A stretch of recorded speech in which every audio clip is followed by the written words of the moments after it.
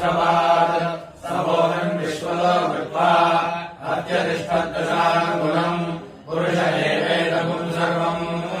यद्भूतम् यच्च भव्यम् उदामृतशेषानः हिरण्येनातिरोहति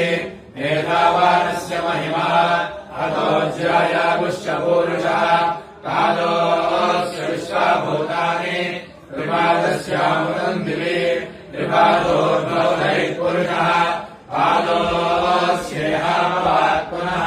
ततो विश्वम् चक्रामत् साधनानुशने अपि तस्मात् विराडजायत विराजोऽधिपूरुषः स जातो अत्यरिष्यत पश्चाद्भो निमतो पुरः